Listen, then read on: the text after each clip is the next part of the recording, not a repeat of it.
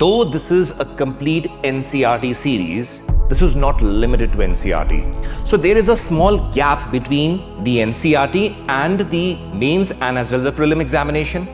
So how can you basically fill that gap? Every single word that is mentioned which requires explanation, which is expected from you when you're reading the NCERTs, to have it in detail. Your gap between the NCERT and what is required is being filled by this particular series. And the gap which we told you that we're going to fill between what is NCERT, the reading, and what is required. Geography deals with the study of the physical landscape, description of Earth, and also the humans who are residing on the Earth. There's a topic of quantitative evolution where you use mathematics or mathematical skills in order to compute certain things. Thousands and thousands, billions of years old. There was a primordial matter or a cloud that existed that was scattered in the universe. Now, hello aspirants, welcome to PW Only IS. I guess you're all doing well. You all were eagerly waiting for the Physical Geography series on this particular channel. So here we are, based on your demand, we have come up with a Physical Geography of the world.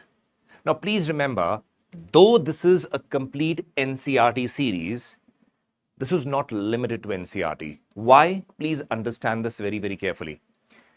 There are various instances when students ask me that, sir, just tell us one thing, that when we read the NCERT, is this completely okay or is it enough for even the mains examination? I always tell them, yes, the NCERT is from the foundation, but merely NCERT will not help you to qualify this examination also. So there is a small gap between the NCERT and the mains and as well as the prelim examination. So how can you basically fill that gap? So while we are doing NCERT, we are going to fill that gap also. Now understand how. I'll be giving you an example in order to comprehend this concept, what I'm saying. So in order to download the notes which we completely write on the board and the description that we give, so for that you will have to enroll in this free batch, and please for that click on the description link given below, by which you can enroll in the batch and get access to all the notes what we write on the board. Along with it, please remember, those who want to comprehensively further prepare for the examination, we have two batches. These are the paid batches, those aiming for 2026. You have the Titan batch. It is a comprehensive preparation for the prelims, mains, as well as the interview for 10,999. Along with it, this is another batch, Pinnacle, again in complete English. Those who are aiming for 2027, you can enroll in this batch for 13,499. Both of them are very comprehensive, that prepare you so that you meet the demand of the civil services examination. Before that, please remember that the links given below, you can click on them and enroll, whether you are enrolling for the free NCERT batch or these two paid batches. See here, whenever we read the NCERTs, let us take the example of chapter number 2, which talks about the origin and evolution of the Earth. It mentions certain things like, it mentions about Immanuel Kant, it mentions about Laplace and a brief description. It talks about Otto Schmidt and so on and so forth. Now, when you're reading the NCERT, this is the foundation. But in the examination, if they ask you, give certain theoretical concepts for the origination of the Earth, other than the Big Bang Theory, or even Big Bang Theory can also come. So will you be able to explain these concepts based on two lines that is present? Possibly no. But this is the foundation, because when UPSC picks up the question, they pick it up from these NCERTs itself with respect to the static questions. But when you do not know the details, that is the point where you are stuck and not able to answer in your mains examination. So what I'm going to do in this series, every single word that is mentioned which requires explanation, which is expected from you when you're reading the NCERTs, to have it in detail in your mind. So I have done this, like gaseous hypothesis by Immanuel Kant, nebular hypothesis by Laplace, and every single concept that is mentioned in the theoretical form but not explained, I have done that also. So your gap between the NCERT and what is required is being filled by this particular series. So it is covering NCERT, but in every possible manner, that when you are watching the series, you will be in a state after the series that you can appear in the prelims as well as the mains examination with full confidence. Secondly, as a trademark, every single thing has been written on the board or drawn on the board by hand. Now, when you read these theories and all, the possible thing comes is, sir, geography requires certain diagrammatic representations. From where will we get these representations? Because when you read these theories, you hardly get these representations and how you can make by hand, because most of the cases we see Google images, and those images cannot be simply drawn on in your examination sheets. So I have drawn diagrams for every single theory that you are going to possibly imagine, so that by merely listening to the lecture and seeing these diagrams, you will be able to understand what the theory is. Similarly, over here, similarly, all these things, similarly, these concepts, see over here, all these theories with every possible diagram is mentioned here. Even the life cycle of a star, I have explained and done all the diagrammatic representation over here. Now, please understand this very, very carefully, that when you read about the solar system, we have all the representations here. Even when you read about the moon, there's a single statement written, big splat, for the creation of moon. But remember that, is there any diagram that you can possibly draw present in the NCERT? No. So what I have done, I've drawn this diagram also, so that in the examination, if it comes, you can draw by hand. Now you will say, sir, to what level of artistic things? You don't have to be artistic, but at least for you to remember, for you to draw, these handmade diagrams are useful, because if I am drawing by hand, possibly you can draw at a faster pace in the examinations also. Mark my word very categorically, particularly the examinations, particularly the subject like geography, if you are making use of diagrams, maps, you will be scoring really very well. And the gap which we told you that we are going to fill between what is NCERT, the reading, and what is required, because NCERT forms the base, you have to read, but the gap will be filled by this particular series. One more thing before I begin with my lecture. If you are following this series religiously, properly, making the notes out of it, not merely asking for the PDF, that give the PDF and we can simply just note it down. Please remember, there are a lot of things which I'm going to tell in the class, possibly not mentioned in the PDF. So watch the lecture very categorically, and you will be in a state where you will be able to attempt every single question in the prelims as well as the mains examination asked from these static portions particularly. If they are asked from the current affairs also, these static portions form your foundation.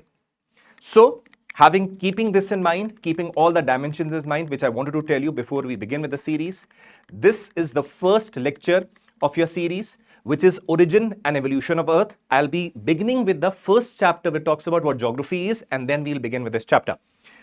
This is the QR code where you can basically find out or get the PDF which I am basically using on the board, which I've drawn. Along with it, related information related to anthropology optional, which I teach, along with society and social justice, and general things based for your civil services preparation. Let us begin with the concept of geography first of all. Whenever we talk about geography, the question comes, what is actually geography? Because you are reading geography related to landscape study, description of Earth, then you're also dealing with population and demography. Then the question comes, and what is geography? Let us understand first of all, concept, what is geography? Now see, the term geography was first used by Eratosthenes. He is the father of geography. Now he basically, when he used this word, it is basically derived from two Greek words. Geography. Word first is geo. This is geo means earth.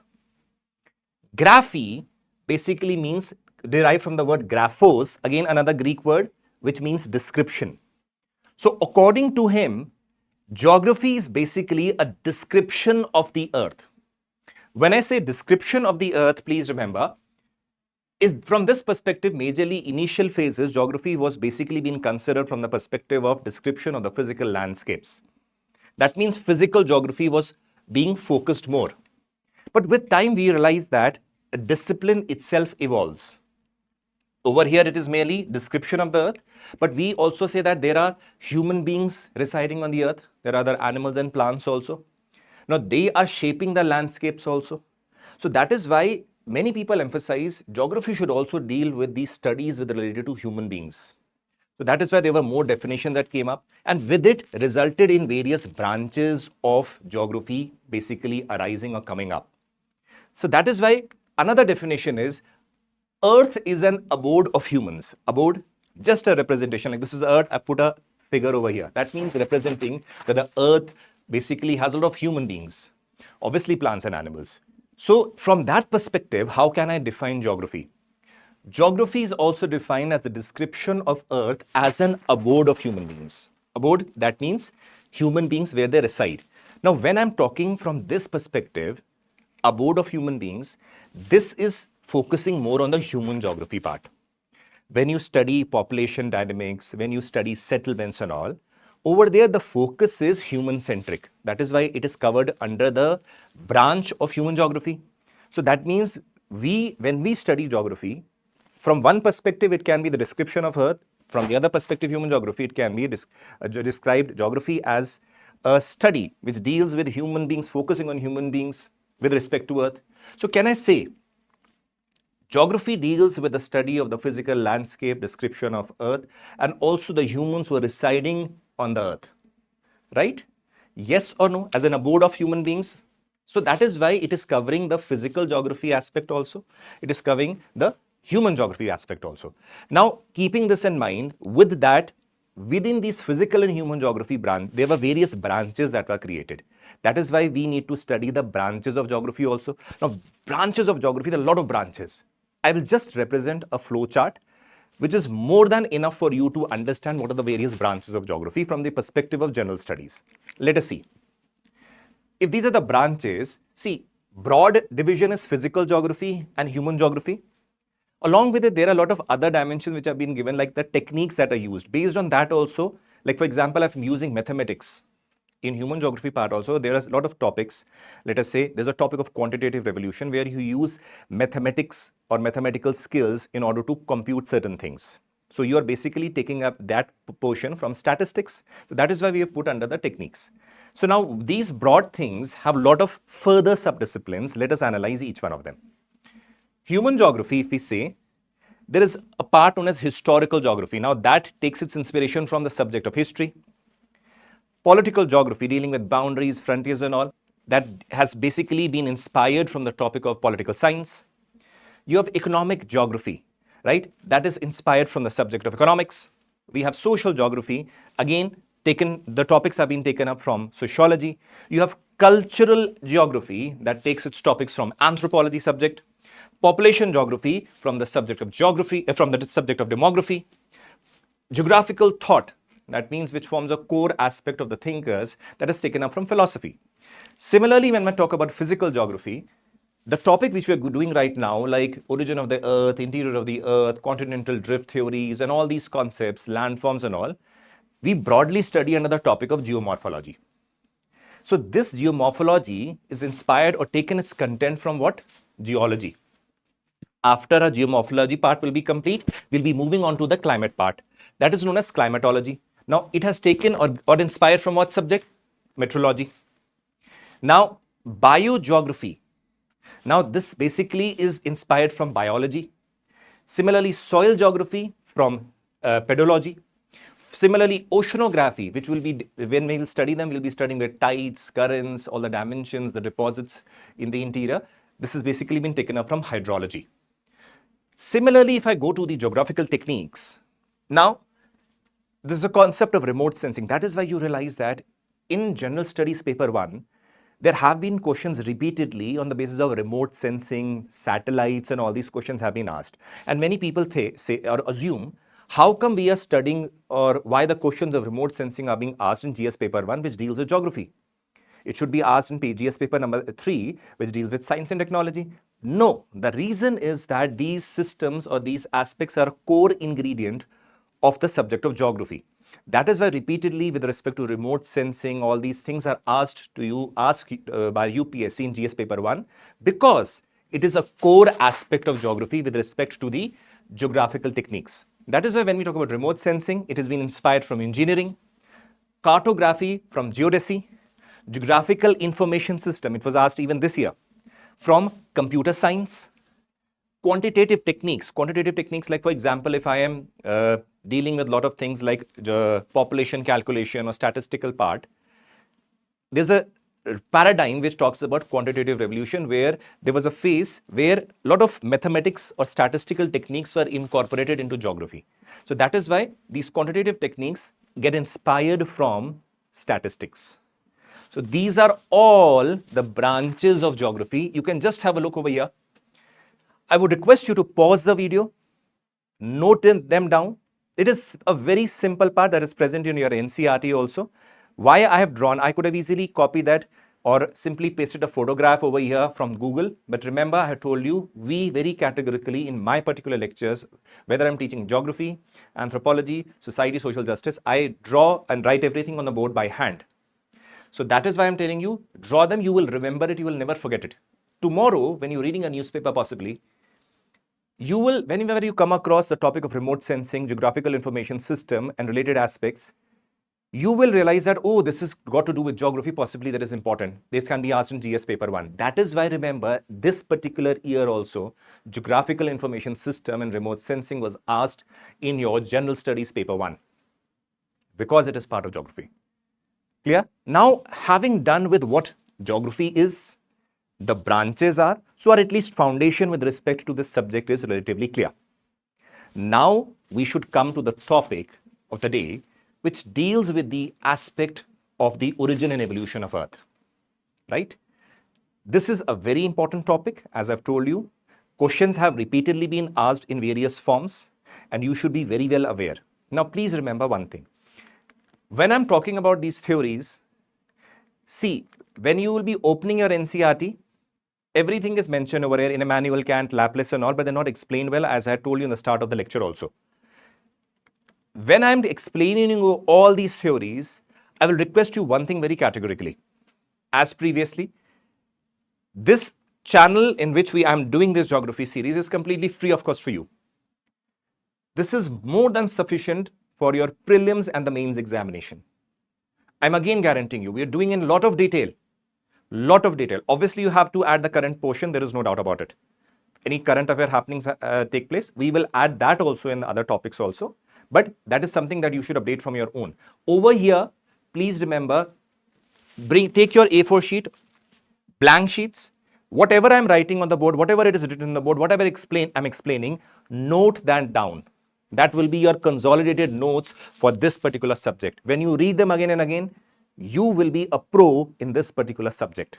Why I'm repeating this in the start multiple times? Because this is a lengthy series. Many lectures are going to come related to geomorphology, climatology, oceanography, biogeography, complete subject. So you should keep that in a consolidated manner. When the series is over, you will see that you have actually completed the geography subject and you are really good at it. Clear? Let's begin. So, my dear students, when you open the NCERT, you see certain theories, early theories where all these concepts are mentioned, and later on you realize Big Bang theories is mentioned. So what I've done is, I have put all of them in order in a proper manner and then Big Bang theory. So this is again the theory related to the origin of Earth, even solar system, universe also. So let us understand each one of them. Let me be very clear. The theories which you read, let us say the initial ones, even the Big Bang theory, when you read the initial theories, you will say, is it the reality, sir? Earth was formed in this way or the solar system was formed in this way? But please remember, no theory is perfect. Right now, when these theories, hypotheses basically come, these are based on the observations by certain scientists, certain thinkers, and they have presented the concepts.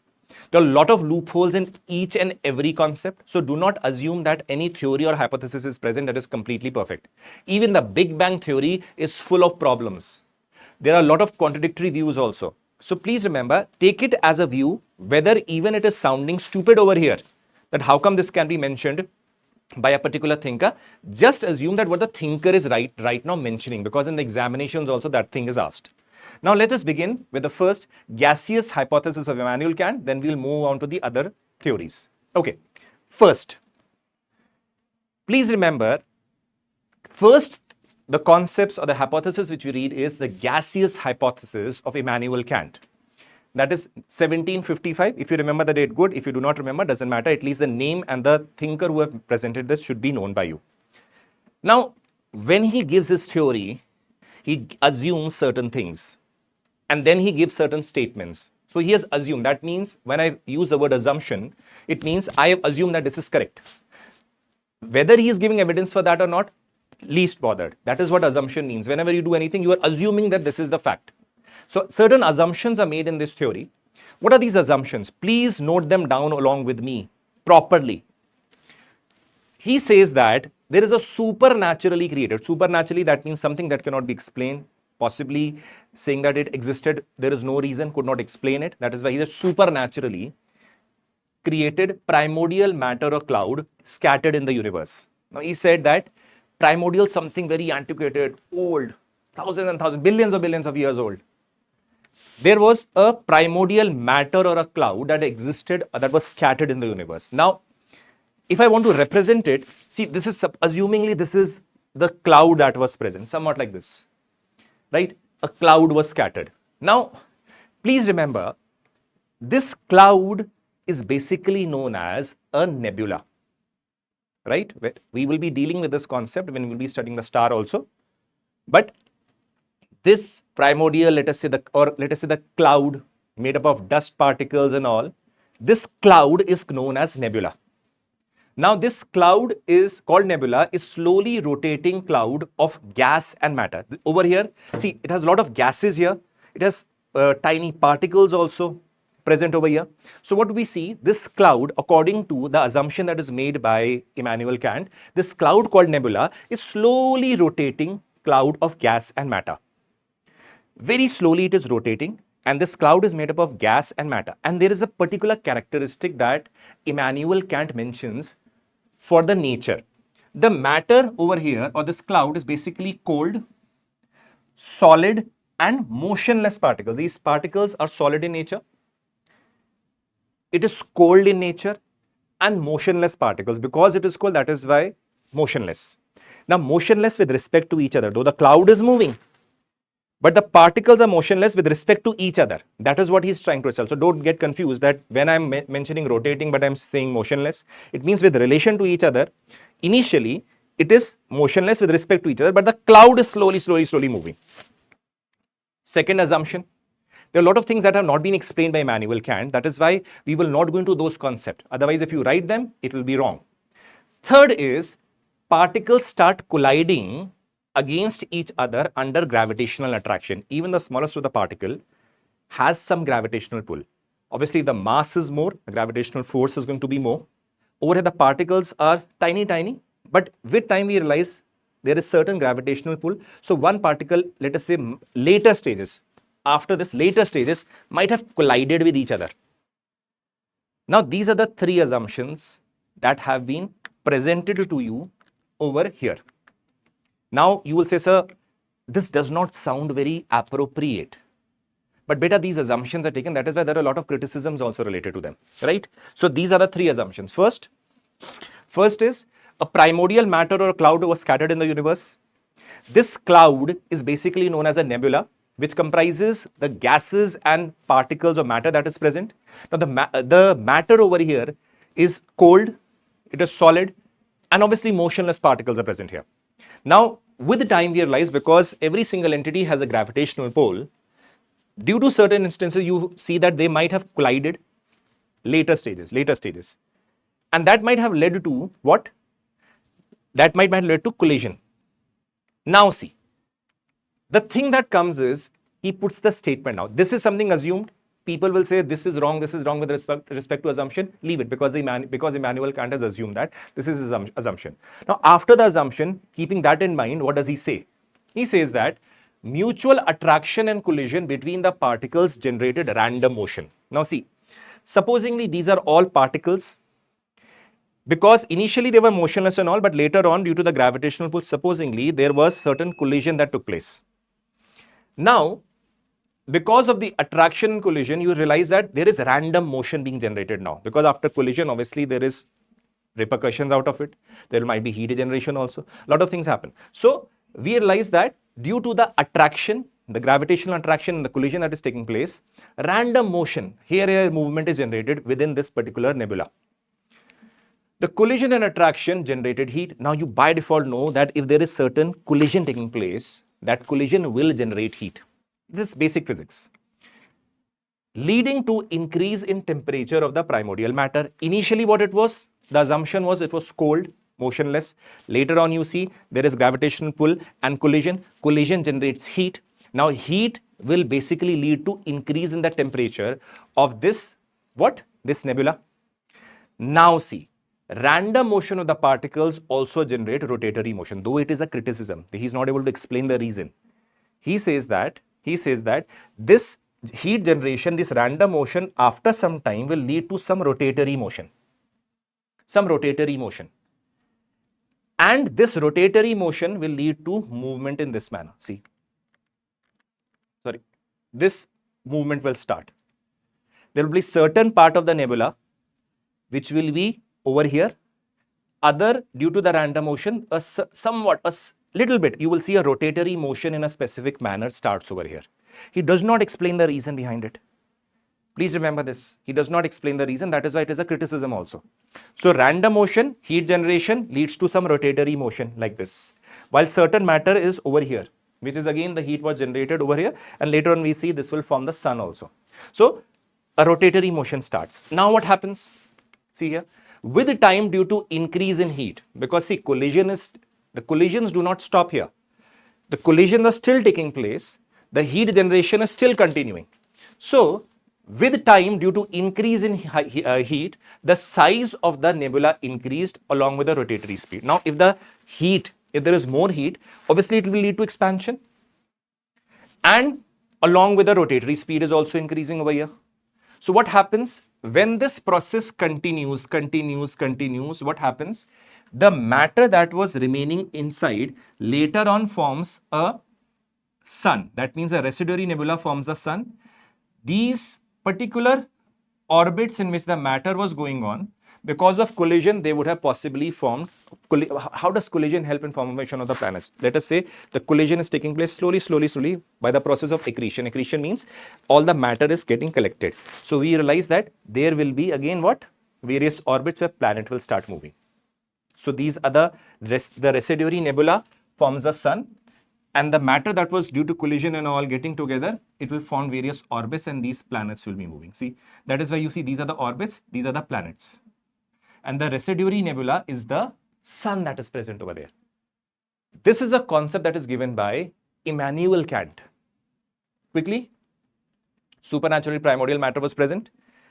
Cloud called nebula slowly rotating, which the matter, along with the gas and matter, the matter being cold, motionless particles are present in solid in nature. They collide under the gravitational force. So what happens with time, due to attraction and the collision, the heat is generated, right? And along with the heat, you realize that there is a random motion generated. With time, with the increase in heat, we realize that there is a rotatory motion that will be generated, according to Immanuel Kant. Slowly, with what happens with a further increase in speed, further increase in heat, we see the size of the nebula will increase. So there is a rotatory speed over here, and we realize that a somewhat similar, this type of a structure is formed. The residuary nebula, which was left in the middle, forms the sun. So residuary nebula leads to the formation of sun, whereas the other matter, which was again accreting, leads to the formation of the planets in the various orbits. This is the concept of gaseous hypothesis by Immanuel Kant. Clear, everybody? Quickly note it down in your papers while I was explaining you, A4 sheet, so that this concept will be clear. Now imagine if you are asked over here, Immanuel Kant is written in one line, nothing has been explained here. Now on the other hand, I've explained you complete things. So when you are reading the NCERT, you see the word, this is how UPSC picks up the questions or makes a question. They know it is mentioned in the NCERT, but it is not explained in detail. So what happens is, though they will pick it up from NCERT, but you will be blank if you haven't read this, what I'm teaching you right now.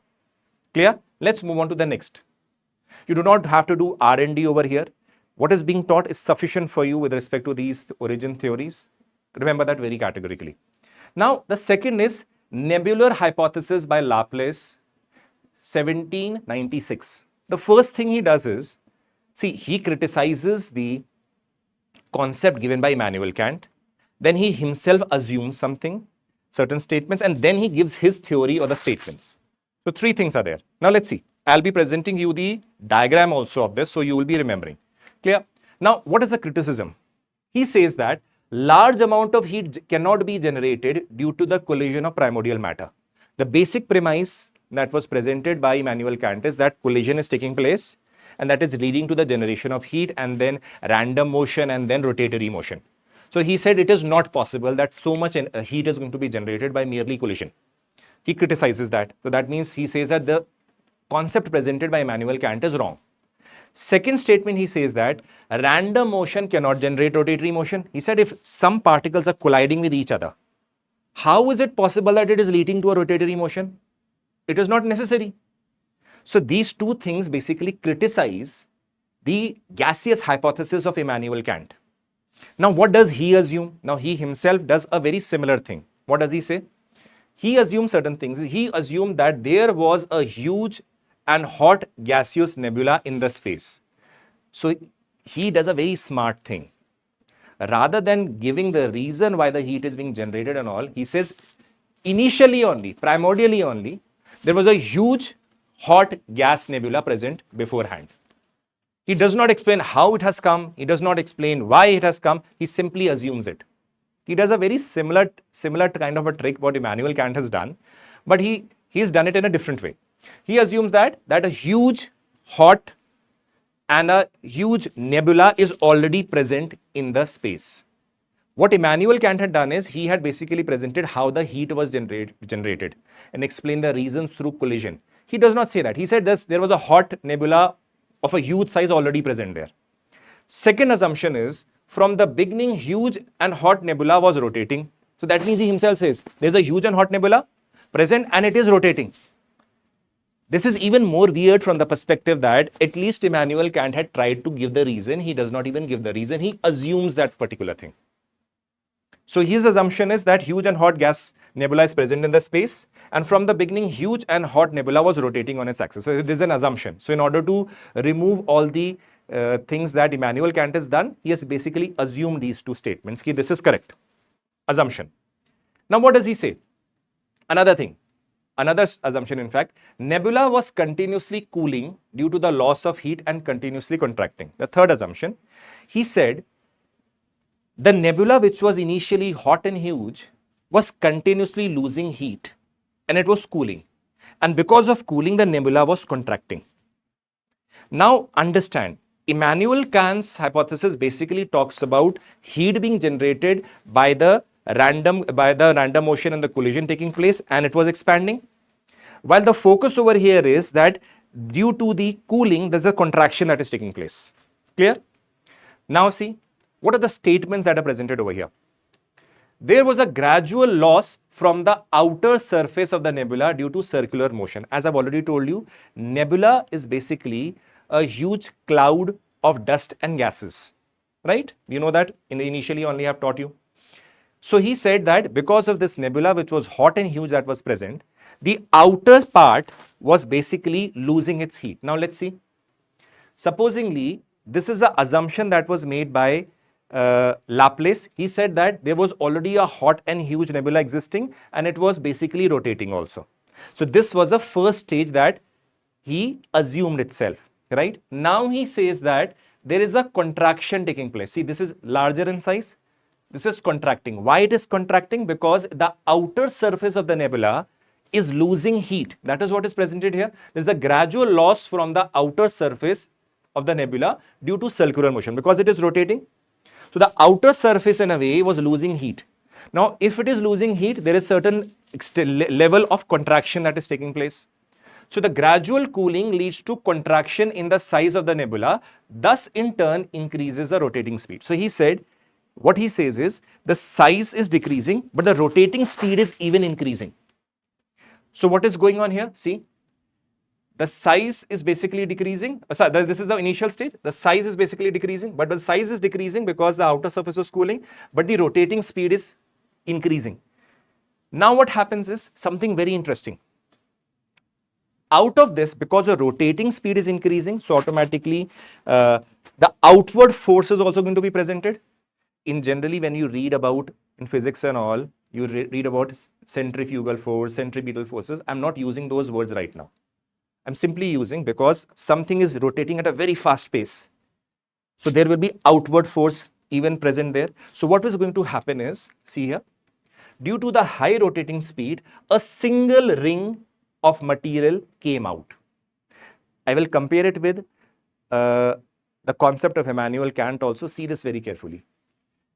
it is rotating at a fast speed, a single ring comes out. A single ring comes out. While in case of Immanuel Kant, he does not mention a single ring. Multiple things, things come out, and that is why we realize the creation of planets take place. He does not, Immanuel Kant does not mention a single ring, but over here Laplace mentions a single ring came out. Now the single rings divides into multiple rings. Now this single rings further divides into multiple rings, and what happens? The matter that is moving on in the orbits collects together, and it leads to the formation of planets. Because see, there's a lot of dust particles, gases that are present. Now they are also colliding with each other. So with that collision and all, small matter acting as a nuclei will become bigger, and possibly make a planet out of it. So that is why single ring, lot of particles are let us say colliding with each other also, and slowly further divisions of rings take place, and small planets are created. So the primordial nebula over here leads to the formation of sun, and various planets with time are created. Now there are a lot of problems with these concepts also, but what we have to do is you need to understand what these thinkers are saying. Why it is important? See, I have written these statements because this is what is required in your answers also. But by making this diagram, you can remember the complete concept. See, let us assume a hot and rotating nebula is already present there. Clear? So this is hot nebula which is rotating. Now you realize with time, outer surface get cooled and there is contraction. So there is contraction in the nebula which leads to, because the contraction is taking place, so the speed of rotation is increasing over here. So that means cooling of the outer surface and a very fast speed rotation. Because of this, when you're rotating at a fast speed, there is outward force of the particles is basically increasing. That is why a single ring comes out. This ring later on, according to many millions and millions of years later on, these rings further divide into various orbits, and because of collision of the particles within those orbits, it leads to the creation of planets as we are seeing over here. So this is a complete theory. Just merely on the basis of the diagram, you can answer it. That is why I have made these diagrams. These are not present anywhere. This is why I tell you creativity is very important. When you say, oh, the diagram is not mentioned, leave it. Who will make the effort? Let us leave it. Remember, creativity is always awarded in UPSC. When it is not drawn anywhere in any book, when you are drawing these statements based on what you study, UPSC examiners will appreciate that this child has done something really good. Now, just tell me, merely reading this content is easier, or using this diagram and just labeling it and writing few lines is easier? Obviously, this is easier. By merely looking at the diagram, you can completely recall the complete theory. That is why in the examination also, whatever diagrams I'm making, whatever maps I'm going to make, whatever concepts I'm giving, make the best use of it. It will be very, very useful for you in the examination. Let's move ahead. Third theory is the planetisimal hypothesis by Chamberlain and Moulton, 1905. Now, this theory is again important also because even today when we talk about the formation of planets and all, this theory is also used even today. But again, a lot of concepts with respect, particularly with the concept of planetesimals, though there are multiple concepts that are present, but this concept of planetesimal itself is important to understand. You will be asking, sir, just tell us one thing. When we write planetesimal, we know what is planet, but what is planetesimal? We will be understanding over here. Don't worry, right? So this concept, please remember, you can be asked to differentiate between certain concepts also in your examination. Even in the preliminary examination, because see, all these statements are present in your NCERT. Though they have not been explained in detail, that is a different scenario. That is why I'm filling that gap. It can be very well asked as statements in your preliminary exam. Nobody is stopping the UPSC from doing it. That is why when you say, no, sir, NCERT is enough, not enough, this series makes it clear that reading the NCERT and doing this is already covering every part of NCERT. If you're doing this, you're already prepared for the examination to almost a great extent. Again, remembering, depends upon how many times you revise and how you note down the content that I have written on the board. Clear? Okay. So, again, the statement means what are the views that are presented by these people. See, just imagine I have written all these things, all the content is mentioned. Okay, fine. 6 points are mentioned that basically tells about this theory. But now let me show you simply 3 diagrams. Simply 3 diagrams. I have not explained you a single statement on this theory. Not a single statement. Just tell me one thing. What do these 3 diagrams tell you? There is a proto-sun, that means not a modern day sun, old sun that was present. Then there is a companion star that is coming, that is very large, huge size. That means another star is coming close to the proto-sun. What is our sun right now? Before this stage, it is known as, in the process of formation, it is known as proto-sun. So proto-sun, you realize a companion star comes, another huge star crosses by, comes near our sun, which is in the process of itself making. And you realize this, that a lot of material is extracted out of it because of the gravitational force of this huge companion star, and that leads to the formation. This material later on creates various orbits, and the accretion, that means collision of the particles and getting together and becoming huger. That is the process of accretion, addition of material, and that leads to the formation of new planets. Now, did you understand why these 3 small square diagrams have completed the whole theory? Now, if I explain you this, you can even write it in your own words. You can write it in your own words now. That is why I say there is a difference between studying very hard. Yes, you have to study hard, but along with it, this smartness is also required. Nothing will replace hard work, but smartness in a long term helps you once you have done your hard work.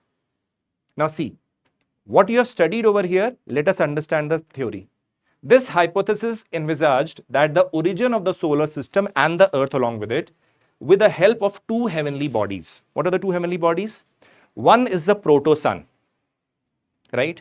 One is the proto-sun. Now, please understand this proto-sun. This sun is not this type of exactly the sun in what it is stage it is present right now. Proto-sun means in the process of making of the sun, which is today, those old stages of it. That is why it is known as proto, previously. Now, there is a proto-sun and there is another body, or let us say a companion star, or you can say as an intruding. Why intruding? That star coincidentally crosses near the proto-sun. So this theory basically talks about 2 bodies, one the proto-sun, another the companion star or the intruding star, which will cross nearby or come close to the proto-sun. We will say, sir, how do we get these evidence? These are again based on the assumptions, based on the thinking that what the thinker has thought, and that is why he has presented this hypothesis. It is not a theory. That is why it is a hypothesis, right? It is not a theory. It is a hypothesis. So what does he say about the proto-sun and the companion star? Let us see. He says the proto-sun was made up of very small particles which are cold and solid. Now see, he is simply saying that it is basically this proto-sun initially is cold and made up of solid particles. Okay, it is his description. Now then he says a companion star came very close to the proto-sun. There is another star that came, and it came very close to the proto-sun we are talking about, thereby detaching infinite number of small particles. That is why when the companion star came close to the proto-sun, it detached, because of the strong gravitational force, detached a lot of particles from this proto-sun. Clear? So these detached small particles are called planetesimals. Now please understand, these detached particles that basically came out from the proto-sun because of the gravitational force of the companion star. So these small particles are known as planetesimals. Why? Because they form the basic nuclei through which lot of accretion or collection of, let us say, addition of these gases and particles will lead to formation of planet. That is why, see, made up of dust particles, and it forms a nuclei for the formation of possible planet. So planetesimal is not a planet. These are particles, small particles, which will in the future form a possible planet. That is why these are small particles which act as a nuclei. Why it is called a nuclei? Because when you see a nucleus, it is at the center of a particular atom where a lot of other things, electrons are roaming around. So that is why similarly planetesimals are small particles which will continuously collide, add on. That's the process of accretion and form a planet. That is why it is not a planet, but in the process of formation of a planet through the process of addition or accretion of the particles or the gases. So the accretion led them to become planets. Later on, a lot of particles collided, added, and it led to the formation of planets. With the passage of time, proto-sun changed to present-day sun. He does not explain the process, how it changed. Over here, we will not give our views over here, right? He said the proto-sun later on, due to the various processes taking place, changed to the present-day sun. So what we see over here, companion star, proto-sun. Companion star pulls a lot of particles. Proto-sun changes to modern-day sun, and these formation of planets through the process of accretion takes place. And this is how the Earth and other planets are formed. This is how the solar system is formed. This is the planetisimal hypothesis. Clear? Done? Again, I'm telling you do not have to go into R&D. These questions related to these topics have been asked previously, long years ago, previously in the previous year questions of UPSC also. There is a quite possibility they can again change that trend. You know very well, in UPSC, if you want to qualify, particularly the prelims, you should understand one trend, that there is no trend. If you want to qualify the prelims, please do not make assumptions that, oh, only this part comes, oh, only the static comes, no, only the current affairs come, this subject is not important, that is not important. You yourself are preparing for this examination, and if you do this mistake of considering yourself bigger than UPSC and UPSC examiners, that is the first step towards your failure. That is why if somebody assumes that why or how will these question comes, it is not possible. It is in your syllabus. It is present in the NCERT, but the content is very limited. We have expanded it so that you understand the concept. This can very well be asked in your prelims paper also as statements. It can very well be asked as 15 marker, 10 marker in your mains examination also.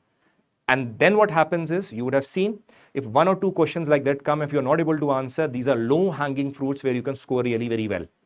And when you miss on these, that is why it leads to you possibly not getting your desired rank or desired cadre, or possibly out of the list also. So please make sure that you do everything that I'm teaching over here very, very categorically. We are putting a lot of effort. I'm telling you, to record this lecture of, let us say, 1.5 hours to 2 hours, it takes close to 10 hours to 11 hours to make this particular things on my iPad.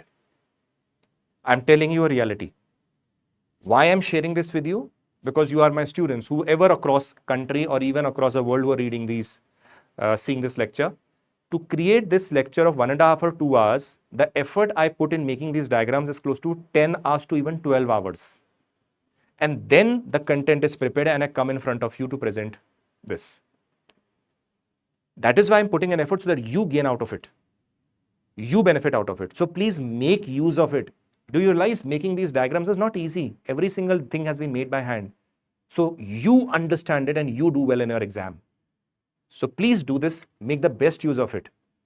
During our time, we used to study on our own. We had nothing. We had to study on our own. There was no such book also. Today, when we interpret, we have that analytical power. So we are making these diagrams also. Okay? Chalo. Next is tidal hypothesis. Now the tidal hypothesis, again, James Jeans and Harold Jeffreys again mentioned in your NCERT. Right? These both the names are presented in your NCERT, but they do not explain it in detail over there. That is why you can be asked this question over a prelims and mains. So tidal hypothesis by James Jeans and Harold Jeffreys. Now let us, again the same thing. Let us leave what is written over here. Leave it. Let us see the diagram. Let us see the diagram. This concept is very similar to the concept that we have studied over here also, right? There are certain differences also. Again, there is a proto-sun, there is a intruding sun or the companion sun. Now see over here. Supposingly, this is moving in this direction. Let us assume. The companion star, intruding star, is this time moving in this direction. This is a proto-sun. Do you realize a filament is being formed or something is coming out? When it comes closer in this direction, this filament is completely formed or detached. And this filament can be seen like the form of planets, Mercury, Venus, Earth, Mars, Jupiter, and so on and so forth. Just looking at the diagram, can you imagine what it basically means? It is similar to the previous theory, but it is different from certain aspects also. See, the force that is being exerted is known as a tidal force over here, right? Tidal force. The word is new, though it is, see, it is gravitational force only. But this theory uses the word tidal force first. Second, unlike the previous case where we said that matter is basically being pulled out, there is no specific shape which is mentioned there, right? In the planetesimal, over here they mentioned a cigar-shaped material is pulled out. And that is why when you see the planets also from a distance, you realize that it is somewhat like a cigar, because Jupiter in the middle, huge planet, then other smaller planets are present. So that is why, based on this view, he assumed that possibly this could be the reason. So what is the difference? Let us understand. The solar system was formed from the primitive sun and an intruding star. Very similar, like we have the proto-sun and the companion star in the previous. Similar statement is presented here also. Primitive sun was stationary and rotating on its own axis. Now this is again a problematic situation, because today we know that the whole solar system is moving, the whole galaxies are moving, but still, this, what does he say? He said the primitive sun is stationary in its position, but it is rotating on its own axis. Clear? Now, when an intruding star came near the primitive star, now see, what happens now? An intruding star came close to the proto-sun or the primitive sun, whatever you say. It exerted a force. Rather than using the gravitational force directly, they mention the word tidal force. It is their own word that is created. So you have to use this word. That is where the word tidal hypothesis comes. So they are basically exerting a force which is gravitational but used as tidal force. Now because of this, material is again pulled out, but it is pulled out in a form of a cigar-shaped structure. This cigar-shaped structure is known as a filament being formed.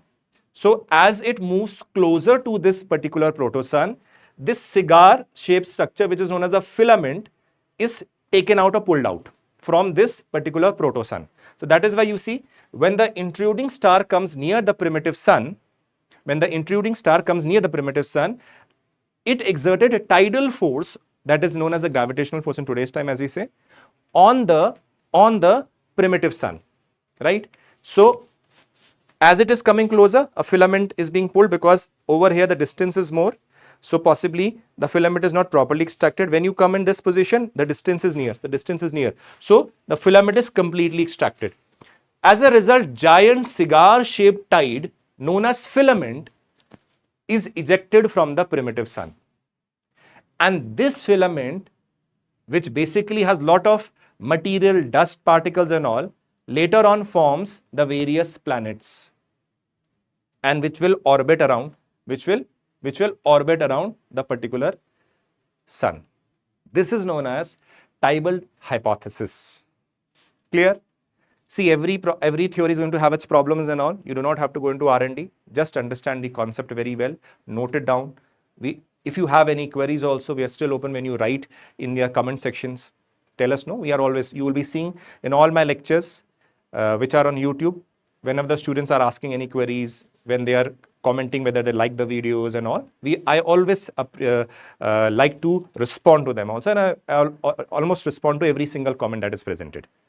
So please remember, when you like the videos, please comment there also. Tell us how you like the video. Did you understand the concepts and all? So do let us know also. So you can copy this down. I'm giving you a minute. Stop the video or pause the video and note it down. Secondly, here again, stop the video or pause the video, note it down. Along with the diagrams, please remember, making of these diagrams is a very boring, very effort-taking process. But if you do it once, you will be ready for your future with respect to your prelims and mains examination. Okay. Next is binary star hypothesis of Russell, 1937. Now this concept again is similar to the previous, but with another angle that comes over here. See here, let me show you the diagram first. Do you realize there is a proto-sun, there is a companion star. See here, the primitive sun and a companion star. Can I write it over here? See, this is a proto-sun.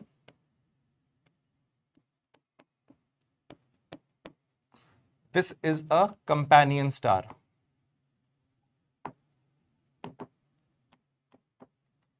Generally, this combination was used in the previous two hypotheses that were presented. But in this particular concept of the binary star hypothesis, there is another third dimension, a third aspect that is added is one giant star. This is known as the approaching star.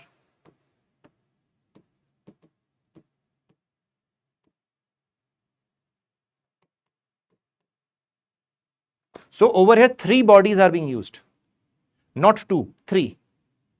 So please remember, this is the difference. Based on the diagrams, you're able to understand. You can, if you write the explanation in your own words also, based on these diagrams, more than sufficient for your general studies, more than sufficient for your general studies. That is why I'm showing you the diagram first and then explaining it to you. What can you assume? There is a protosun, there is a companion star that is moving around.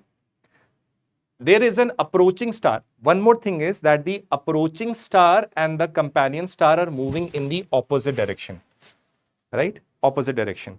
Now what happens is the approaching star basically pulls all the material from the companion star, and that leads to the formation of various orbits and the planets over there. The protosun leads to the formation of the present day sun, and this companion star basically, because of the large gravitational force that is exerted by the approaching star, various planets or various orbits are formed, and various planets which are revolving around the sun. This is a concept of that is given by Russell. Now, if I want to understand, there was a primitive sun and a companion star revolving around it. So there is a primitive or a protosun and a companion star which is revolving around the protosun or the primitive sun. A companion star was the companion star of giant size and later became, please come back here. There was a primitive sun and a companion star. Later on, one giant approaching star came near the companion star, but in the direction of revolution opposite that of the companion star. What did I say? So, companion star revolving around the protosun, a approaching star came. If this is moving in this direction, it came from the opposite direction. This led to large amount of matter being ejected out. So, large amount of matter was ejected out of it because this was giant, very large size, and a lot of gravitational force was exerted over here. So this led to matter being ejected and various orbits being formed, where matter was basically revolving around the protosun. That matter again, due to the process of accretion, formed various planets that started revolving around the protosun. That protosun later formed the present day sun. So this is basically the binary hypothesis of Russell. Later on, the planets formed from the ejected material. Clear? I'm giving you a minute. Pause the video and note this complete stuff. Again, very important. And this is again, pause the video, draw this diagram and complete it. Next, supernova hypothesis of Hoyle, right? Now, please remember, supernova concept I will be explaining you in the life cycle of star after 10-15 minutes. Simply, if you want to understand what is supernova, it is basically when an explosion of a star takes place in the end of the life cycle of a star. That is known as supernova. Clear? When life cycle of the star almost on the end of stage, so explosion of the star taking place, that is known as a supernova. Right now, understand this concept, that is more than sufficient. See, what are the statements? Now see, let us see the diagram. Let us assume there is a sun. What does this theory say? I have again created diagrams so that if you do not read these statements also, then also you can write them. So there is a star, there is a companion star. Now this companion star, again it is a star. If I say the explosion, because of the later stages of the star, when it has finished with its life cycle, it explodes. Now supernova, let us say the explosion has taken place over here. Now because of this explosion, all the material will be scattered. This material, because of the gravitational force of the protosun, starts revolving around the sun, right? Then slowly, you realize because various particles are present, they might collide with each other, and slowly, accretion and increase in the size of the particle will take place, and possibly planet formation will start. Slowly, what happens further, because it is revolving, you will be seeing that outward force will also increase, so there will be more orbits that will be created. And slowly you realize this sun will have various orbits and planets that are revolving around it. This is known as a supernova hypothesis, merely based on the diagram which I presented over here. you can very easily, very easily draw them. See here. Initially, there were two stars in the universe, the primitive star, primitive sun or the primitive star, and the companion star, as seen over here. The companion star was of giant size, very giant size, and later on became a supernova due to the nuclear reaction. Supernova, and that means violent explosion will take place. Violent explosion of the companion star, which is now supernova because the explosion has taken place, resulted in enormous dust particles around the primitive sun. Now, dust particles will later accrete and lead to the formation of various planets, and the proto-sun will form later on the present-day sun. So this is known as the supernova hypothesis. I'm giving you a minute. Pause the video, note this down. Done. Pause this video, draw the diagram, and you will be done with this theory completely. Next comes the interstellar dust hypothesis. Right? Interstellar dust hypothesis.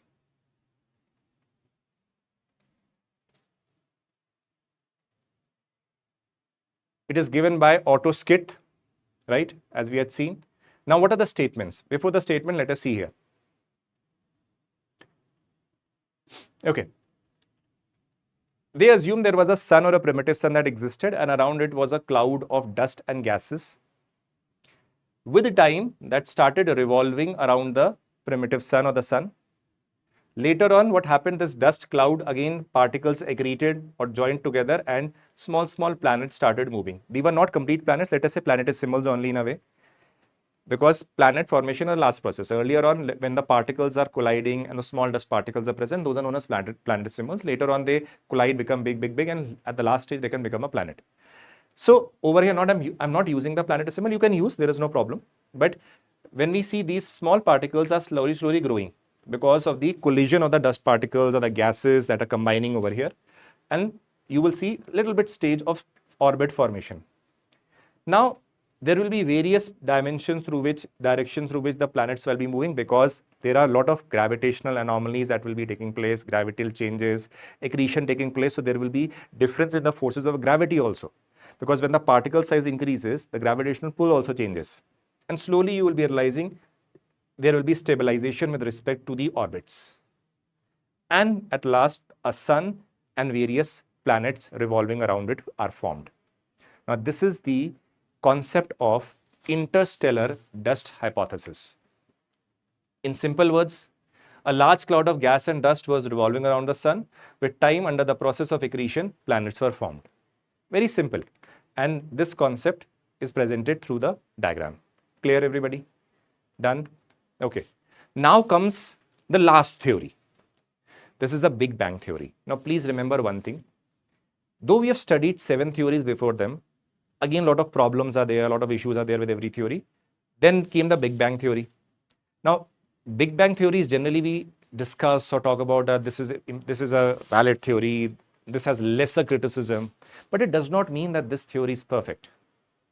I'm telling you again, whichever theory you study, whichever theory concept you understand, every concept has its own flaws. Understand one mantra with respect to geography, or for that matter, any subject.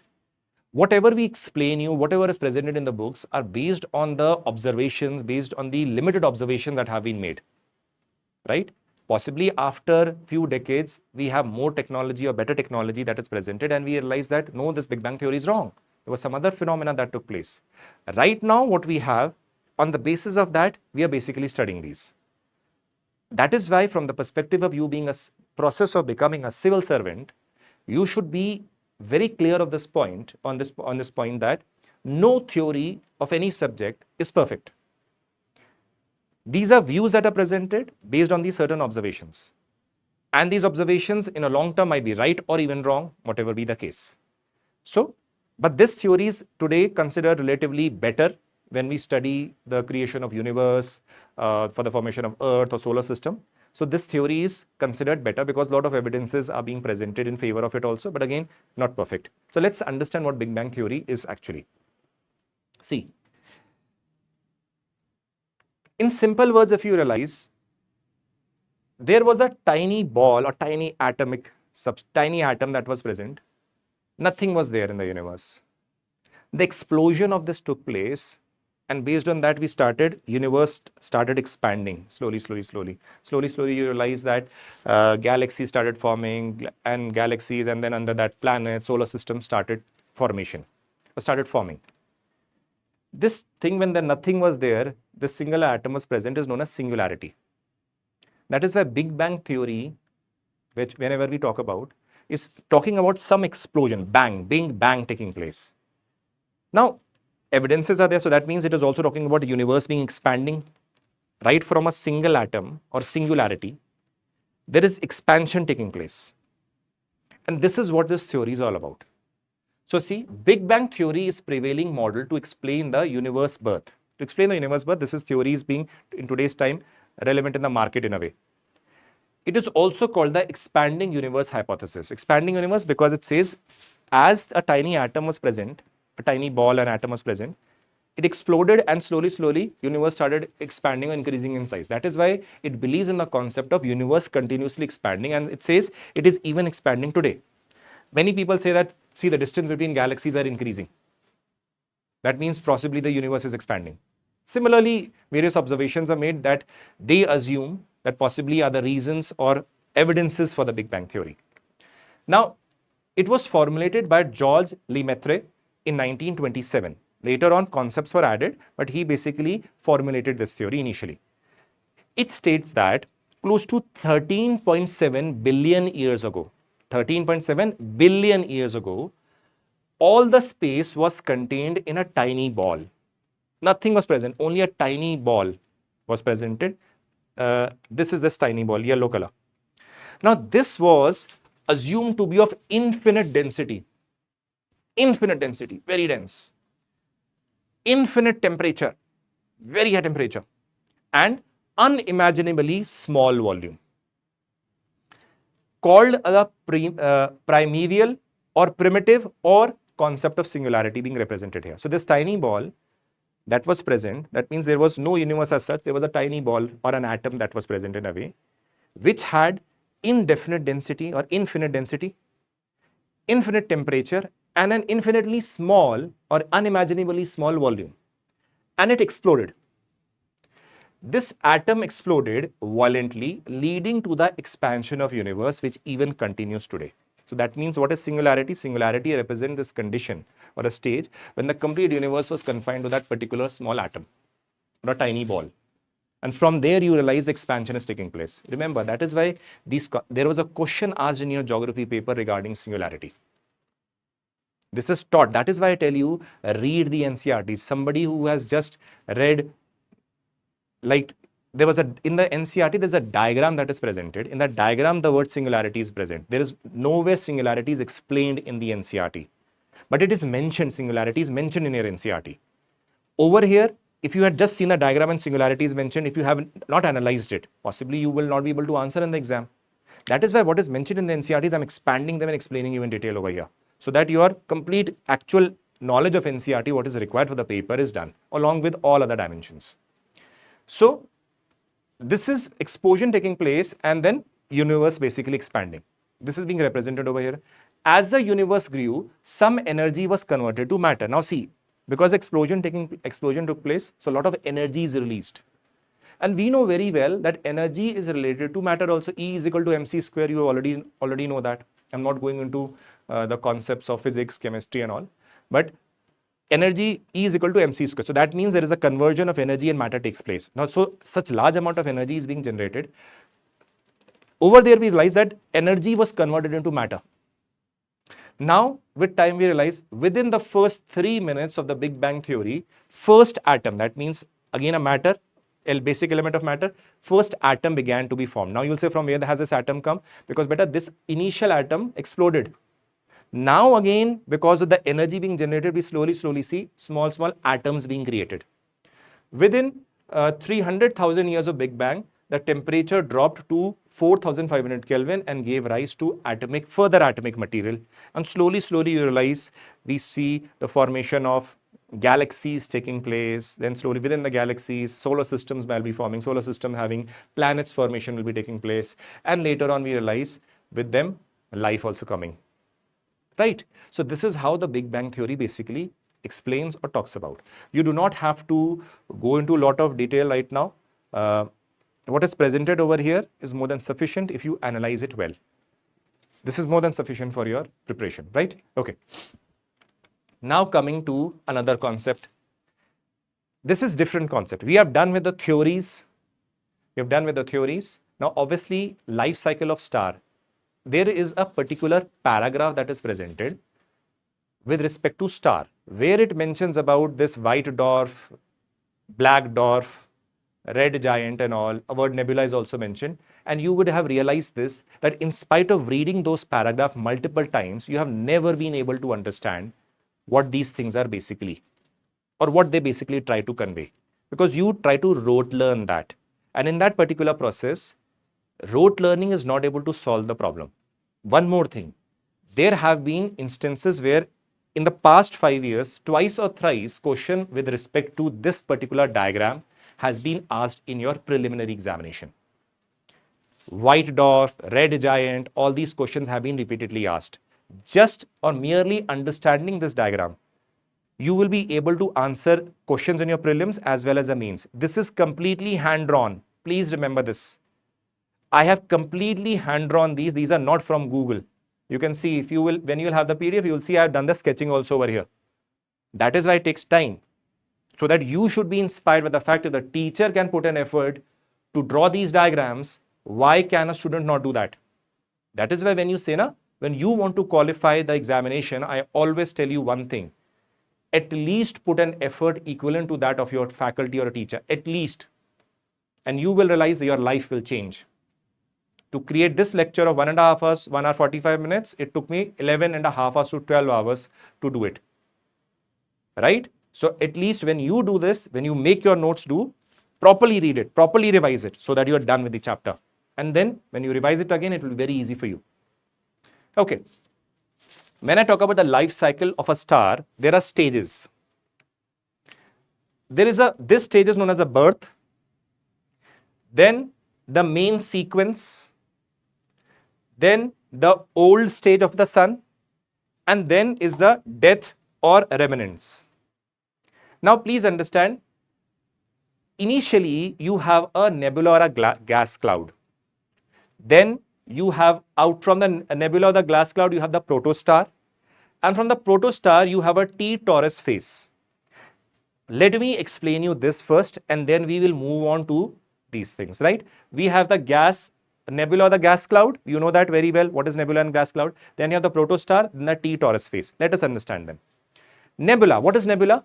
Nebula basically refers to the giant interstellar cloud. That means a cloud that is made up of dust and gases, right? So please see here. What is this cloud? Of dust and gases. Clear? Very well clear to you? This nebula, dust and gases. Next stage after this is a protostar. Proto itself means not in a state, the star which we talk about, but in the process of formation of star. So see here, heat energy produced from a nebula, which results in a warm lump of molecules. Now, you know, within a nebula, there are a lot of particles which might be colliding with each other. There will be a lot of heat energy that is generated. Now, along with it, you will be realizing when the collision takes place, the size of those particles attaching to each other slowly will increase. So, lump is presented there, which has, let us say, the size of the lump is increasing, but along with it, the temperature is also high. Because of the collision, the energy is generated. So, now this is not completely a star, but a protostar, because it is in the process of becoming a star. That is why this is known as protostar. Heat energy produced from the nebula, which results in a warm lump. That means accretion process is going on, and a lump of molecule is created. So this was the protostar. Clear? Multiple such processes are taking place. Then comes the T-Taurus phase. These are three in the birth phase. This phase begins when materials stop falling into the protostar and further released tremendous energy. Now what happens is, because itself the size is little bit increased, now further material is not falling into it. But now tremendous amount of energy is being released from the star itself. Now see, further release of tremendous energy. Now this is a stage where you will see chemical reactions are taking place. Now it is further mature stage from the protostar. So next stage will be formation of a proper star, which we see in the form of like sun and all. So nebula forms protostar. Protostar, within the protostar, you will have the T-Taurus phase where chemical reactions in a little bit in the initial phase will start, energy is being released, and further falling or collision within the star is not taking place now. So that is known as the T-Taurus phase. Now see here, this is the birth stage. Now from T-Taurus stage, there are two possibilities. See here, there are two possibilities, 1 and 2.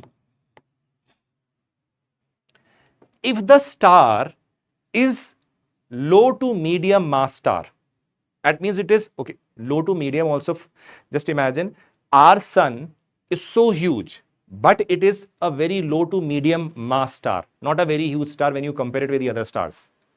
Clear? So there are two scenarios now. If the star that is formed now is of a low or a medium star, then we are putting in one category. Example of low and medium star is our sun of the solar system, right? Another can be the star can be of very huge size or massive mass. Example, Sirius star. When you read about in current affairs, you come across this name also. So now from the T-Taurus phase, two possibilities are there. A star can be formed which is of lower medium mass like our star, or somewhat very much, I think 100, 1,000, lakhs times larger than possibly than our particular star, our star. So that can be a high mass or a massive star like the Sirius. So I presented these two scenarios from this T-Taurus phase. Why I presented in two categories? Because the outcome will be different as you move ahead. Clear? Low to medium stars and other high mass or massive stars. Now let us understand this. Over here, what we are right now, our sun is in a stage of the main sequence stage. You very well know, billions of years from today, our star will also in a way enter its death stage. By that time, you would have all died. So be chill, don't have to worry. Whether your children will be there also, you do not know. So you will have completed your life cycle and you would have done with your civil services goal also. So you don't have to worry about billions of years, what will happen after this. So chill, right? Till that time, don't worry, things are fine. So right now, our sun is in this main sequence state. So what is happening in the main sequence? In this phase, the core temperature reaches a point where fusion will commence. Now fusion, that means the conversion from hydrogen to helium will take place. So that means nuclear reaction have now started. That means energy is being generated. Exothermic reactions are taking place, right? At a very rapid pace. So that means heat energy being generated at a very large scale. Now that is why you can say as a prime youth stage. That is why our sun is in a youth stage. It is not in an old stage. Similarly, Sirius star, which I had mentioned over here, is also in its youth stage, but it is very massive, many times larger, many times larger than our sun. Now what happens is, during this time, after the main sequence, the stars will move to an old stage. Now there are two words which are used here. If, like for example, our sun will become a red giant, but a Sirius, when it enters the star example I've taken, Sirius, will enter the red supergiant because it is much larger. That is red giant and red supergiant. That is why divided over here. Now, this is the old stage. Now see, we know that this chemical reaction process is taking place, conversion from hydrogen to helium is going on. Now, this will continue till the time hydrogen gas is there. There will a stage will come where this reaction will tremendously fall or come to stagnancy. Red giant is a stage where this nuclear reactions are almost on its end. Certain books say stagnancy, but certain books say yes, they are taking place, but very minimalistically. Then it converts to a red giant, or when a medium or low mass star is on the verge of its, let us say, the old stage, when the chemical reaction processes are not taking place as it was taking place in this stage, you will see it is known as red giant. And a very large scale red giant will be known as a red supergiant because its previous phase over here, the high mass or massive stage star will form a red supergiant. Our star, which is low and medium, will form a red giant in its old stage. Now see here, old stage, formed during the later stages of the evolution as it runs out of hydrogen fuel. It is not very appropriate to say completely runs out. It is more appropriate, though I have written here, but certain books mention it, but more appropriate is because there is hydrogen, but lesser amount, and the chemical reaction and the rate at which the energy was being released is not as it was in the youth stage. you can understand as a person enters an old stage, he's still living, everything is fine, but not with that same energy as one was doing during the youth stage. That is why you realize this word when you say runs out, better is or lesser amount would be better, right? Or pace. Clear? So that means it is in the old stage. It is still emitting energy because the process of hydrogen to helium is still going on, but a very low pace because the hydrogen is at a very lesser amount now. Now, red supergiant, an enormous red giant is often known as a red supergiant. So red supergiant is a very large scale red giant because the high mass and high massive star will form a larger giant, which is that is the red supergiant. So this is the old stage. Now comes the stage where you see the death of the star or the remnants. That is why let us see the red supergiant. Red supergiants form a supernova.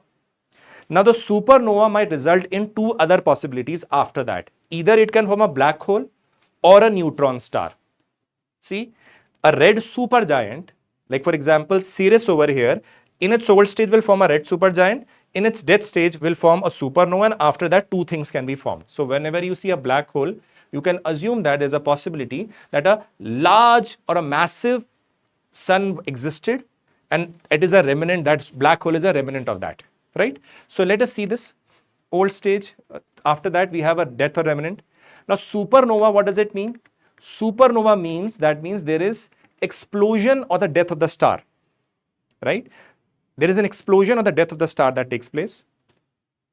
What is neutron star and black hole? You saw after the explosion there are two possibilities. Either a neutron star will be created or a black hole. Neutron star is a highly dense, compact celestial object that forms after the core of the massive star undergoes a supernova explosion. So it is also dense, it also has a physical presence, and after the explosion what is remnant is known as a neutron star. Now the thing is, if you realize, if you see this diagram over here, from supernova, neutron star or black hole can be created. So what after the explosion has taken place? A highly dense and compact celestial object is formed, which core or the center is basically very dense, and it has formed because the supernova explosion took place. So it is a remnant of the supernova, right? Now other is black hole. Now black hole, unlike the neutron star, is a little bit different. Also formed from the collapse of the massive star or the supernova, having no physical surface. Unlike the neutron star, which has a physical surface, a black hole does not have a physical surface. It has massive gravity that even when light enters it, it is basically absorbed inside it. That is why it has no physical surface. Unlike the stars, previous stars or the neutron star you have studied, it has no physical surface. It is a core of a very strong gravitational center that anything that goes inside it is gone.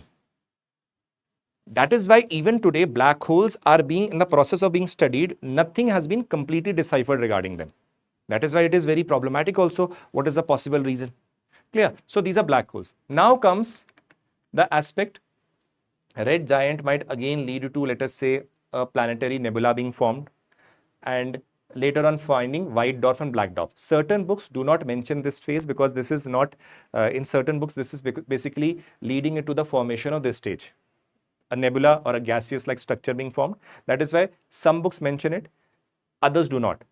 In a way, that is why this is not something that you should worry about, because the thing is, after the red giant, when it basically gets over with the cycle of exothermic reactions of conversion of hydrogen to helium, that means it has ended now. It will lead to the formation of a white dwarf.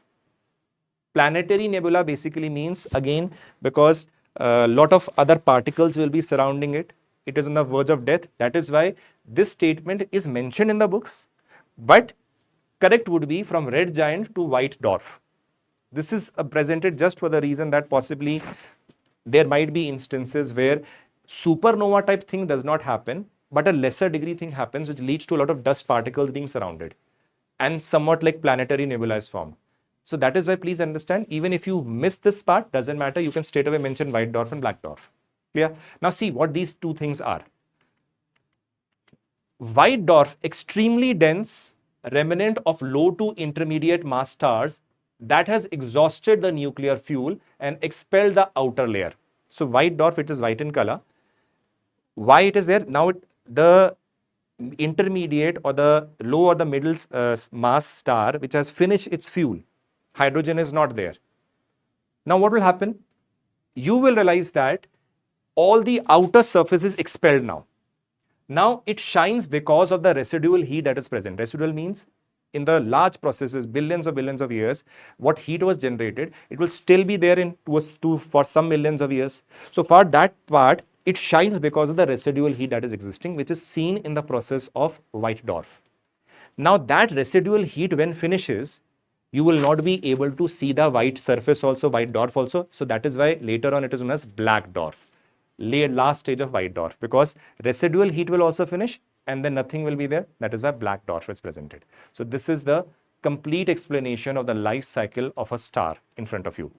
You can please note down the diagram or pause the video, make this diagram, again very important. This is the birth stage, this is the main sequence, old stage, death at the remnant. Clear? Now comes the solar system. See here. We very well know the solar system comprises our sun, the various planets, asteroids, various comets and all moving around. But this is a major diagram. Now please understand one thing very clearly. There is an asteroid belt. Let us say these are complex stone particles that are basically separating the inner planets from the outer planets. Now, these four planets, Mercury, Venus, Earth and Mars, are known as inner planets or the terrestrial planets, because these have again the reason because they are not gaseous planets like the Jovian planets. These are mostly rocky in nature. That is why these are known as terrestrial planets. When you move beyond the asteroid belt, the other planets, Jupiter, Saturn, Uranus and Neptune, these are basically gaseous planets in nature, right? Larger in size also, gaseous also. One thing you should remember as a trivia question, when a question is asked which planets or which all planets have a ring around them, right? Very simple question. You can see this, right? The answer is going to be Saturn, right? But this is a wrong answer. The problem is that you see the Saturn ring, which is very prominent, and that is why it is visible also. But the answer is all these four planets have rings. So this is a question that can be asked in your preliminary exam, in PCS exams also, very repeatedly it has been asked. So all these four planets have rings, which can be observed through powerful telescopes and all, but it is prominent over here. That is why you can see it.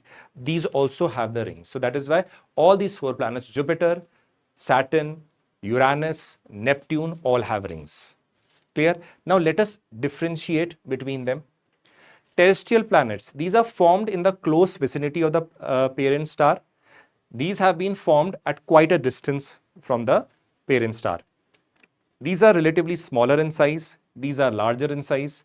These have very high density because they are rocky terrestrial in nature, as you've said. These are low in density. Remember, the least dense planet is Saturn. It is so dense that if you put, hypothetically, if you put, let us say, Saturn in a pond of water, hypothetically, please understand, it will not sink because the density of Saturn is so low, right? So low. So please remember the least dense planet is Saturn. A trivia question that you should remember. These are mostly rocky. These are mostly gaseous. Ring is absent over here. Ring in all the planets is present. Saturn, it is more prominent, but others also have. So you should be well aware of these differentiation between terrestrial and rocky planets. Now see, moon. This is present in a big paragraph in your NCERT. Now please remember, there are a lot of theories with respect to origination of from where the moon has come up. One theory says possibly during the formation of the Earth, when a lot of planets or planetary accretion was taking place, possibly a moon-like body also accreted and it started moving around the Earth. One reason. Another people say that if you see the surface of the earth and if you remove water, there is a region in the Pacific which has a huge basin. Possibly the moon has basically come out of it. Then there is another reason or another concept that is presented, which is known as a big splat. This is generally the latest one and more acceptable also. That is why I'm telling you, lot of views are there, but what are the important ones which are mentioned in the NCERT that we are doing, right? Now, moon, when I talk about, this is the only natural satellite of Earth. Now, before I explain you the concept of big splat, how the moon was created, let us see a diagram. Let us say a huge body came and collided with the initial Earth process, okay, when the formation was taking place. So collided, and you can see the amount of energy and being coming out of it. This led to a lot of material which splashed out of the Earth. This splashing of that Earth basically led to certain material again revolving around it. Then further accretion, that means getting together, or accretion, that means material combined with this body. And today, after cooling processes and all that took place, you have an Earth and a moon that is along with it. Clear? This is known as a big splat. This whole concept which I've explained in front of you is known as big splat. Now, let me explain you again here. It is generally believed that formation of the moon is an outcome of a giant impact called big splat, right? A body of the size 1 or 3 times that of Mars collided with Earth and blasted a large portion of the Earth. As you have seen here, blasting taking place. Blasted portion continued to orbit the Earth and form the present moon close to 4.4 billion years ago. Our Earth is believed to form close to 4.6 billion years ago. The moon formed 4.4 billion years ago. Clear? So, after some time only after the formation of the Earth, this took place. The Big Bang Theory happened 13.8 billion years ago. This is again based on the observations by the various geographers and scientists. So, this is, you can pause the video and write this particular content, and this is a diagram that you can draw, which on the basis of which I have basically explained this content, right? Now comes the evolution of Earth. There are certain things you need to understand. First is the evolution of lithosphere, and second is the atmosphere. Please remember, a lot of details with respect to crust formation and other dimensions we'll be doing in the future chapters or other lectures that are going to come. What is mentioned in the NCERT we'll be doing over here. How did the lithosphere, or the upper layer of the Earth, which includes the crust also, right, was basically formed? So what happened is, it says, the NCERT is mentioned, it says, Earth was in a volatile stage during the earlier stage, because you realize a lot of accretion was taking place, temperature was high, so it was basically in a volatile stage. Now with this volatile stage, or let us say even magmatic material was present, so you realize with a gradual increase in the density, the temperature also increased because the accretion processes were taking place. Now slowly you happens, there are a lot of material that is present. Once the material or the metals that are dense in nature will move down, and along with it, the lighter ones will move up. That is why when today, if you see iron, nickel and all present in the core are very heavy metals. They are inside. We have even the lighter metals on the upper portions. So slowly, after the differentiation, they were solidified and basically condensed. The outermost layer of the Earth basically formed the crust. Now, you realize this process is taking place from the time of 4.6 billion years to 4.4 billion years. Now, immediately after that, close to 4.4 billion years, you have the big splat, where the object close to 2 to 3 times the size of Mars basically, let us say, blasts the Earth or collides. Then again, the whole process will start, where a lot of material that was present in that particular object that came also basically blasted, and the minerals will also come to the Earth also, because which might not have been present earlier. So complete, again, all magmatic processes will start taking place, because the energy to such a great extent was increased. Nothing would have prevailed over there. Complete magma and energy of such a great extent was released. So now big splat completely raised the temperature. Now slowly after that, based on the density of the substances, things would have differentiated into various layers, which would have led to formation of the crust on the top, then the mantle and the core. Core has outer and inner part. Why the inner core is again solid? That has got to do not only with temperature but the pressure. So we will be doing this in the topic of crust when I'll be explaining you. That is done in the next chapter, right, in the interior of the Earth. So this is the formation of the lithosphere or the evolution of lithosphere. Next part comes the evolution of atmosphere. Now please understand, initially when you realize, because there was initial phase when if we say when the Earth is just formed, all covered with, let us say, magmatic substances, somewhat like that, huge, large temperature is present, very high temperature is present. So what would be the possible atmospheric condition during that time? That is known as a primordial atmosphere. At that time, you will be having hydrogen and helium only being present there, right? Hydrogen and helium being present there. So primordial atmosphere was composed of hydrogen and helium. Now, because if I am studying the evolution of atmosphere, we should understand there are a lot of stages through which the atmosphere has evolved. We are not talking about the layers of the atmosphere at present. That we will do in the topic of climatology and the climates and all those chapters will be done over there in the topic of atmosphere. Right now we are talking how it has evolved. So initially, when the Earth just basically formed, at that time you will realize what the atmosphere would be, or that will be composed of hydrogen and helium. Now what happened is, because of the sun, you realize the terrestrial planets, if you see, are not gaseous in nature. See here, the terrestrial planets are not gaseous in nature because initially also strong solar winds basically wiped out all the gases from these planets. That is why they are not gaseous. Meanwhile, these are gaseous in nature because the solar winds, by the time they came here, were not so strong as experienced by these inner planets. That is why in the second stage, if you see, these strong solar winds, these are what? The solar winds from the sun, led to the loss of the primordial atmosphere. That means the solar wind basically wiped out these gases that were present in the primordial atmosphere. Next step that happened, you realize, concept of degassing. What is degassing? Cooling. See, initially the temperature of the Earth was very high, right?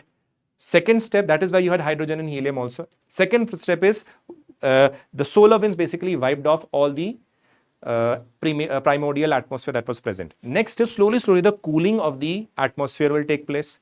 Now what will happen? The cooling of the Earth later led to the release of lot of gases from the interior of the Earth. This release of gases from the interior of the Earth is known as degassing. Other gases, so many gases were released. So you have water vapor, you have nitrogen, you have methane, you have carbon dioxide, you have ammonia, and certain free oxygen. Very less amount, but released. That is why you realize nitrogen, carbon dioxide, methane, ammonia, and little free oxygen. Now this can be asked in your papers also. That degassing concept is associated with which of the following gases? Now, if they mention hydrogen and helium with respect to degassing, that will be wrong because it is associated with the primordial atmosphere. So, primordial atmosphere is dealing with only hydrogen and helium. Degassing concept is dealing with all these things, all the gases that came out from the interior of the Earth. Now, what happened? You realize further cooling is taking place. Then comes the last stage. That is modification taking place because of the photosynthesis. Now, see, this is a very interesting concept. You should understand them very well.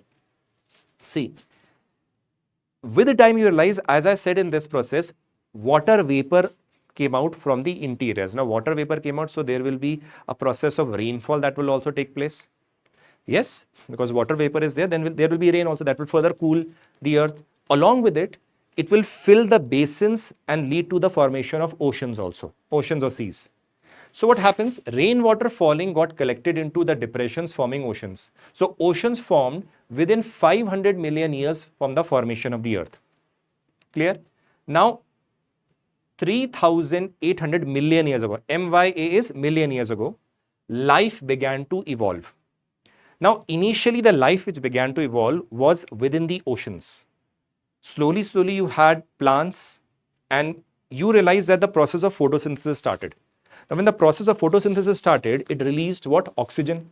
Now, oxygen content in the oceans increased and later on it basically led to close to 2000 million years ago, oxygen began to flood the atmosphere. So later on what you have see this, that the third stage what we saw, what all gases are present was slowly modified by the photosynthesis process.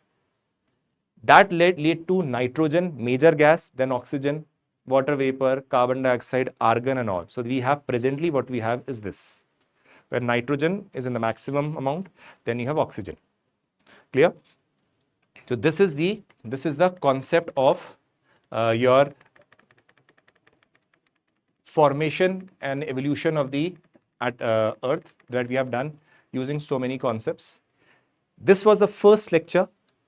Please remember this. We have done almost every concept that is present here in detail. Every aspect is covered. I would request you one thing very, very clearly. Make the best use of this lecture. You are getting a great opportunity. All teachers in every place will be doing a great job. Yes. But over here, what I'm doing is doing everything by hand, making the best use of what you can get out of these lectures. It is up to you.